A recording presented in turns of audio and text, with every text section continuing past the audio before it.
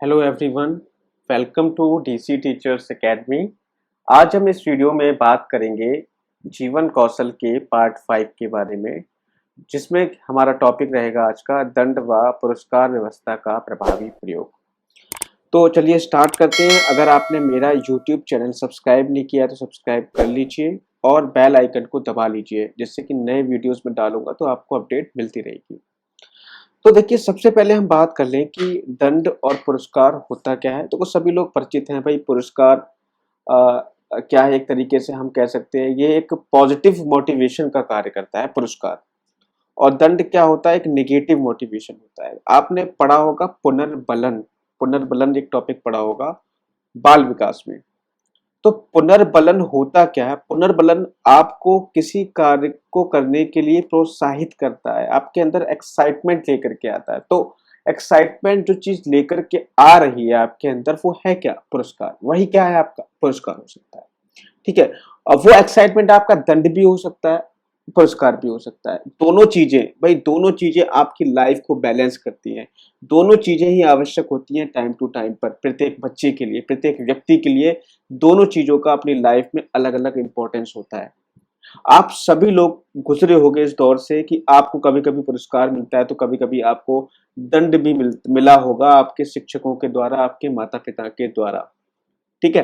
तो चलिए हम स्टार्ट करते हैं। सबसे पहले हम देख लें कि भाई पुरस्कार है क्या, उसका महत्व क्या है, उसकी जरूरत हमें क्यों पड़ी। ठीक है। देखो, पुरस्कार देखा जाए तो हम एक बात करें तो अनुशासन स्थापना जो होती है, अनुशासन को बनाने में पुरस्कार का एक बहुत बड़ा महत्व होता है। ठीक है। आपको पता होगा भाई, प्रत्येक व्यक्ति ये चाहता है कि समाज में उसको सम्मान मिले, समाज उसको एक अच्छी नजरों से देखे, सम्मानित नजरों से देखे। तो वो करता क्या है भाई, वो वही कार्य करेगा जो वास्तव में उसको कोई पुरस्कार दे। कहने का मतलब है पुरस्कार तो देखो, अगर मैं आपकी तारीफ कर रहा हूं या कोई भी व्यक्ति आपकी तारीफ कर रहा है, प्रशंसा कर रहा है, तो वो भी क्या है, आपका एक पुरस्कार ही तो हुआ। और प्रत्येक व्यक्ति ये चाहता है कि पुरस्कार मिले उसे, समाज में सम्मान मिले। तो सम्मान भी क्या है भाई, एक पुरस्कार है। ठीक है।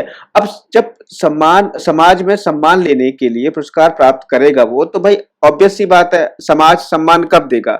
जब वो कोई अच्छे काम करेगा। अच्छे जब काम किए जाते हैं तभी आपको सम्मान देता है समाज। यानी समाज ने जो नियम बनाए हैं, अगर आप उन नियमों का पालन कर रहे हो तभी आप समाज में अच्छे कहलाओगे। और नियमों का पालन करने का मतलब सीधा सीधा होता है कि अनुशासित रहना। आप अनुशासन में रह रहे हो। ठीक है। तो इनडायरेक्टली में हम कह सकते हैं कि जो पुरस्कार जो है वो अनुशासन स्थापना में पुरस्कार का क्या है, बहुत बड़ा महत्व है। ठीक है। तो कहने का मतलब यह है, देखो कभी कभी क्या होता है, इससे अगर देखा जाए प्रतियोगिता की भावना। अभी देखो हम बात करेंगे, चलो बात कर लेते हैं पुरस्कार के लाभ क्या होते हैं, पुरस्कार क्यों जरूरी है, इससे हमारे लिए क्या एडवांटेजेस हैं। ठीक है। तो देखो, सबसे पहले अगर हम बात करें तो पुरस्कार से होता क्या है, प्रत्येक व्यक्ति के अंदर प्रतियोगिता की भावना उत्पन्न होती है।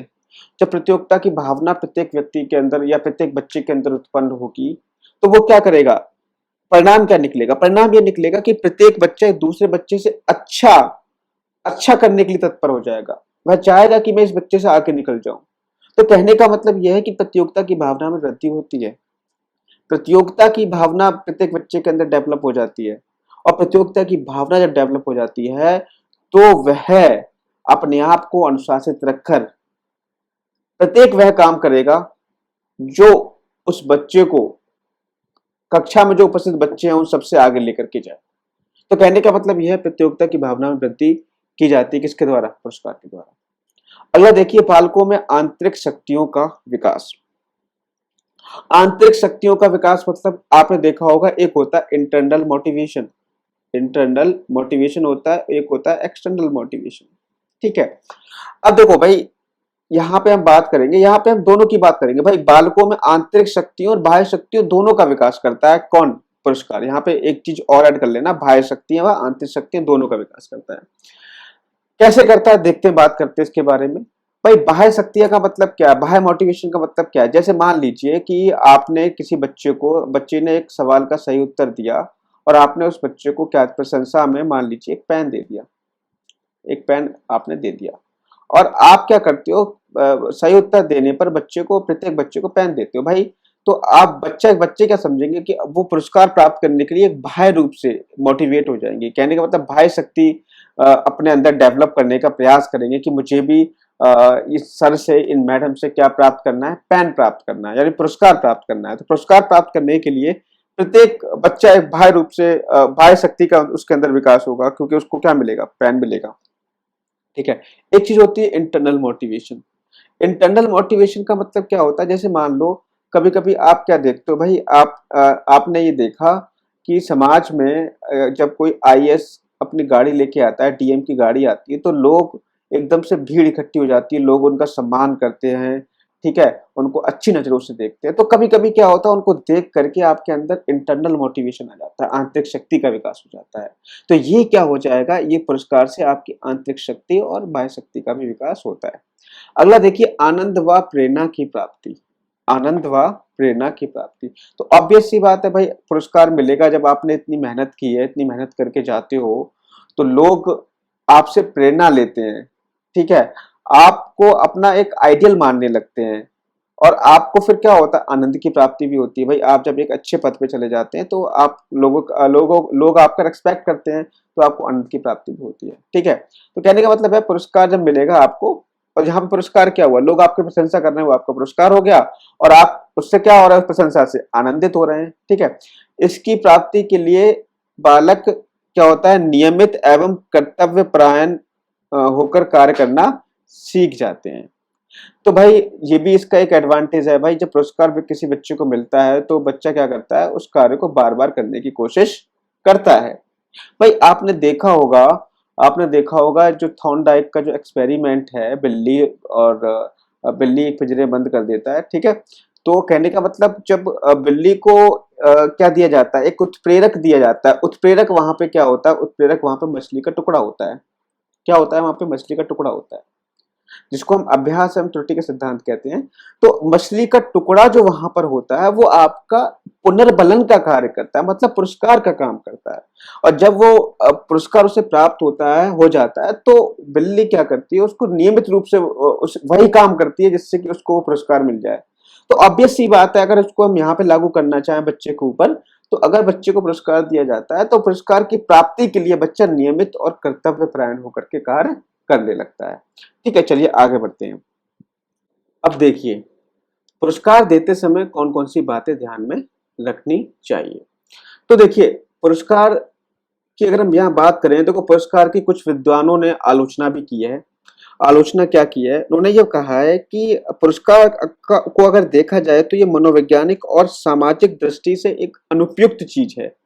कहने का मतलब ये है कि अगर आप किसी एक बच्चे को पुरस्कार दे देते हो, तो होता क्या है, अब ये भी हो सकता है कि जो दूसरे बच्चे हैं उनके अंदर, बालकों में ईर्ष्या और द्वेष की भावना आ जाती है।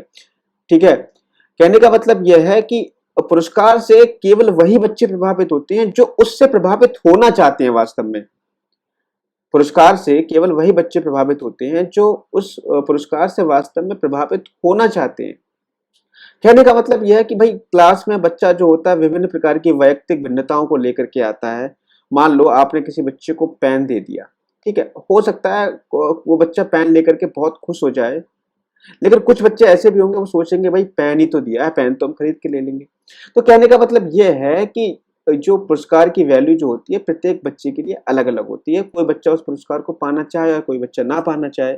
तो ये कहने का मतलब यह है, एक तरीके से मनोवैज्ञानिक कारण हो सकता है। मतलब पुरस्कार की यहाँ पे आलोचना की गई है, कुछ मनोवैज्ञानिक ने की है, लेकिन वास्तव में पुरस्कार देना एक तरीके से अच्छा काम है और पुरस्कार देना चाहिए। ठीक है, इसके अलावा ये भी देखा गया है कि जिन बच्चों को पुरस्कार नहीं मिल पाता, उनके अंदर हीनता की भावना उत्पन्न हो जाती है। या कुछ बच्चे ऐसे होते हैं कि पुरस्कार प्राप्ति के लिए वो कुछ अनुचित साधनों का भी प्रयोग कर लेते हैं। तो इन सब चीजों को भी ध्यान में रख करके हमें पुरस्कार देना चाहिए। तो कहने का मतलब ये, अगर हम बात करें पुरस्कार देते समय कौन कौन सी बातें ध्यान पे रखी जाएं, तो पहली बात यह है कि पुरस्कार प्रत्येक अवसर पर नहीं दिया जाना चाहिए। प्रत्येक अवसर पर अगर पुरस्कार दोगे तो उसकी वैल्यू क्या होती है, खत्म हो जाती है। वैल्यू क्या हो जाती है, खत्म हो जाती है। कहने का मतलब यह है, जो वर्ष के समस्त कार्य उसने जो किए हैं, उस ओवरऑल वर्ष में उसने कितना अच्छा कार्य किया है, उस अवसर पर पुरस्कार दिया जाना चाहिए। समझ में आ गया? ठीक है, आगे बढ़ते हैं। जिस विशेषता के आधार पर पुरस्कार देते हैं उसके उन गुणों को सभी को बताना चाहिए। कहने का मतलब यह है कि आप बच्चों को अगर पुरस्कार दे रहे हो, बच्चों को पुरस्कार दिया जा रहा है, तो जिन गुणों के आधार पर आप बच्चों को पुरस्कार दे रहे हो, तो उन गुणों को सभी बच्चों को बताया जाना चाहिए कि उसको ये पुरस्कार किस कारण दिया जा रहा है, जिससे कि और भी बच्चे उससे सीख सकें। ठीक है। अगला देखिए, पुरस्कार व्यक्तिगत रूप से ना देकर सामूहिक रूप से दिया जाना चाहिए। बिल्कुल इससे रिलेट करता है कि मतलब ऐसा नहीं है कि किसी बच्चे को केबिन में बुलाया और उसको पुरस्कार दे दिया आपने कि लो बेटा पुरस्कार ले जाओ। कहने का मतलब यह है, अगर आपको सभी बच्चों को मोटिवेट करना है तो पुरस्कार व्यक्तिगत रूप से ना देकर के सामूहिक रूप से। आपने देखा होगा कि आपकी असेंबली में ही पुरस्कार दिए जाते थे। क्यों? इसका रीजन क्या है? इसका रीजन यही है कि पुरस्कार उन चीजों को देख करके और भी बच्चे मोटिवेट हो। ठीक है। अगला देखिए, पुरस्कार धन के रूप में ना देकर के प्रशस्ति पत्र के रूप में दिया जाना चाहिए। कहने का मतलब यह है कि भाई पुरस्कार धन के रूप में ना देकर के प्रशंसा की जानी चाहिए, प्रशस्ति पत्र दिया जाना चाहिए, या कुछ और भी वस्तु, फिजिकल कोई वस्तु दे सकते हो। ठीक है। क्योंकि देखो भाई, जो पुरस्कार अगर आप धन दे रहे हो तो धन बच्चों में प्रलोभन या लालच उत्पन्न कर सकता है। ठीक है। तो ये कुछ थे, हमें पुरस्कार देते समय इन बातों को ध्यान में रखना चाहिए। बहुत सिंपल टॉपिक है, कुछ ज्यादा कोई बड़ी बात है नहीं, बहुत ही आसान टॉपिक है। ठीक है, आगे बढ़ते हैं। चलिए अगला देखिए, अगला क्या है? अगला है दंड देने के सिद्धांत। तो देखो, सबसे पहले हम बात कर लें कि दंड होता क्या है। हम ये बात कर लेते हैं कि दंड होता क्या है। ठीक है। क्या दंड देना सही है, उचित है या अनुचित है, इसके बारे में हम बात करेंगे। तो देखा गया है कि अगर हम देखें कि समाज में जो फैली हुई कुरीतियां होती हैं, अनुशासनहीनता को रोकने के लिए आंशिक दंड की व्यवस्था की गई है। दंड के कई सारे स्वरूप हैं। आप देखते हो कि संविधान में कई सारे नियम बनाए गए हैं, और जो हमारी सीआरपीसी है, आपने देखा होगा, तो कई सारी धाराएं बनाई गई हैं कि अगर कोई व्यक्ति ऐसा कार्य करता है, लड़ता है या कोई चोरी करता है या फिर किसी कोई अपराध कर देता है, किसी का खून कर देता है, तो कई सारे अलग अलग अपराधों के लिए अलग अलग दंड की व्यवस्था की गई है।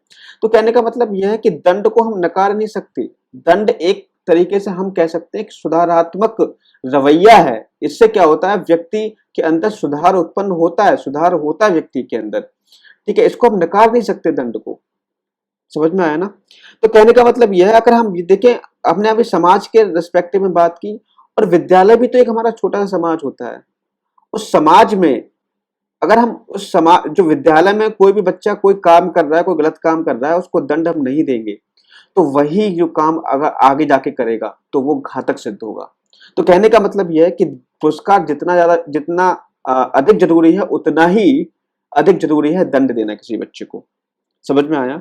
तो इसमें पी रेन एक मनोवैज्ञानिक हुए हैं, उन्होंने ये कहा है कि दंड एक बुरी वस्तु है और उसकी अवहेलना की जानी चाहिए, परंतु जिस प्रकार सर्जन का चाकू शरीर के सड़ाव को दूर करने के लिए आवश्यक होता है, उसी भांति मानव की दुर्बलताओं को दूर करने के लिए दंड भी आवश्यक है।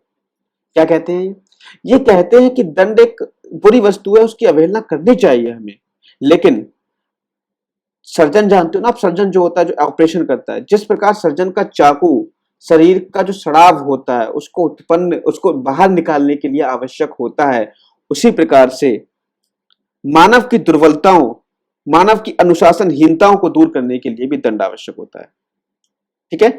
अतः जिस प्रकार राज्य एक आवश्यक बुराई है, उसी भांति दंड भी एक आवश्यक बुराई है जिसको हमें अपनाना पड़ता है।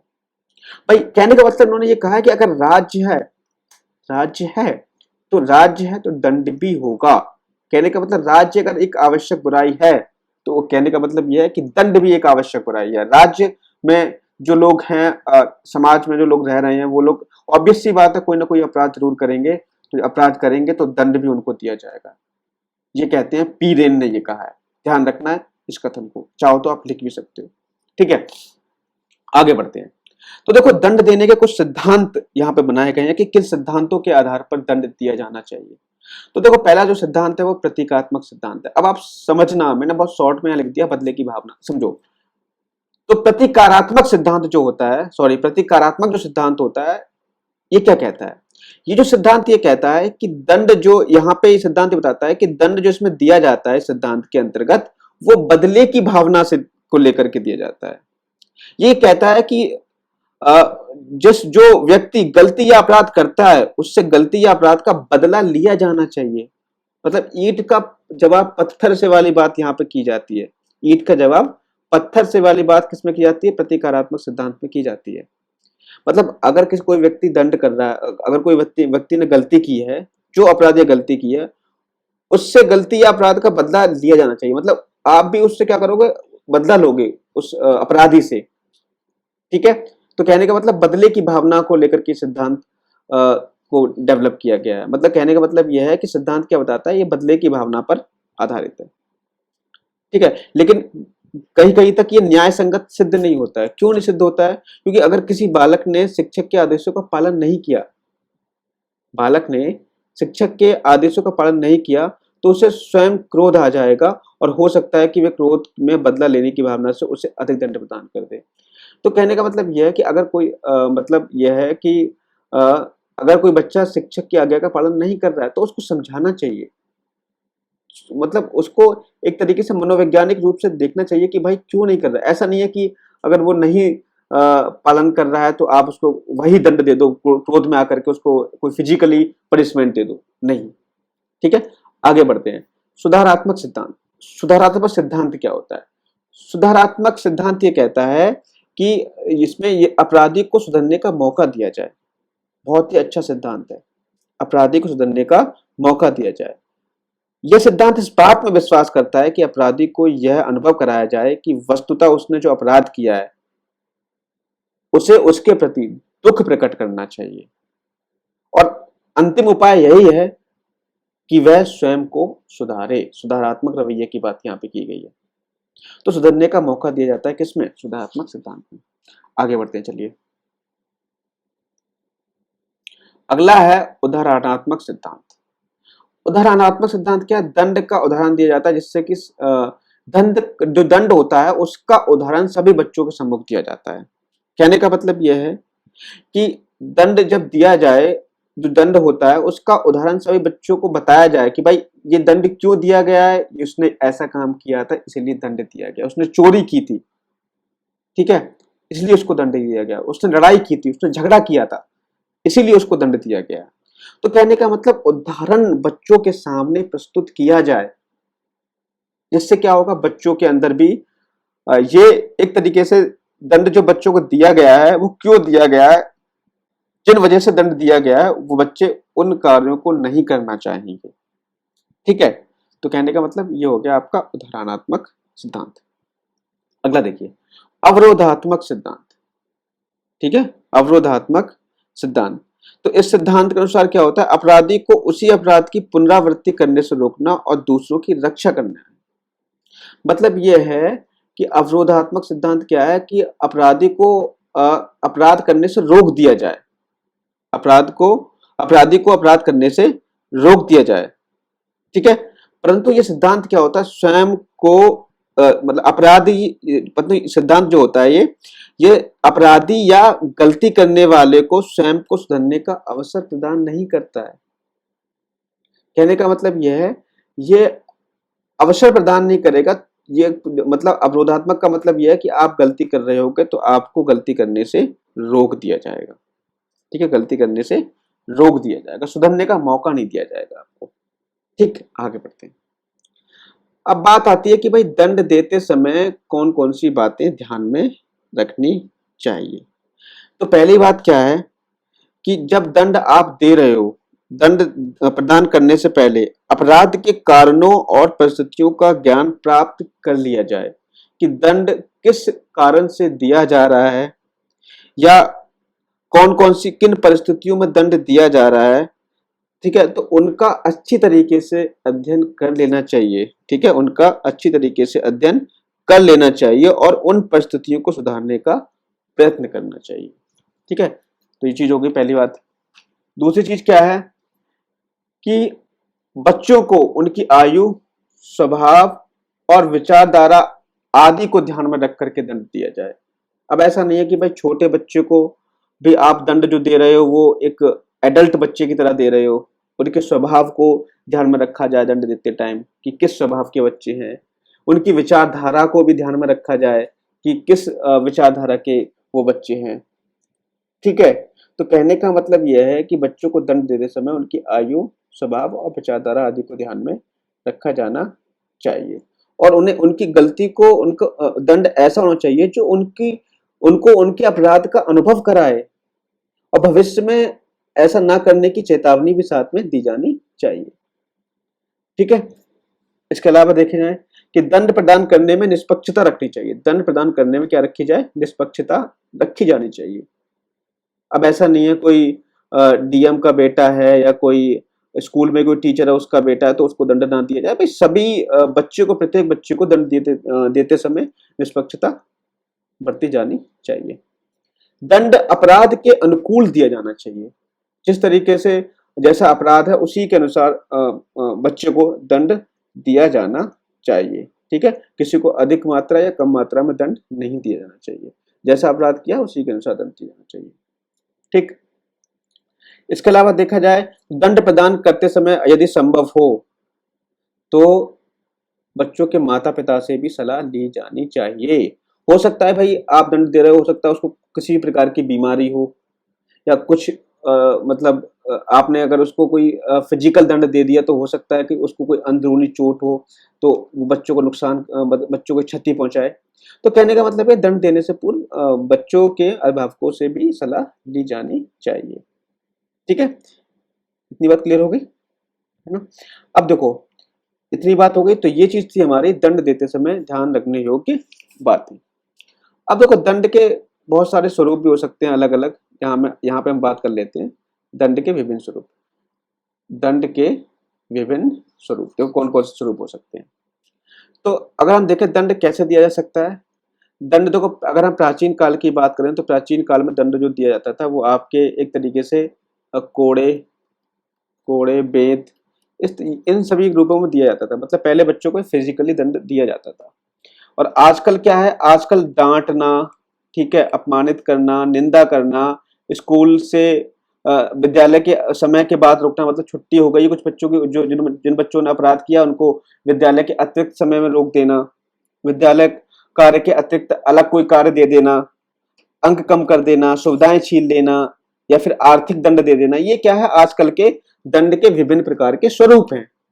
ठीक है।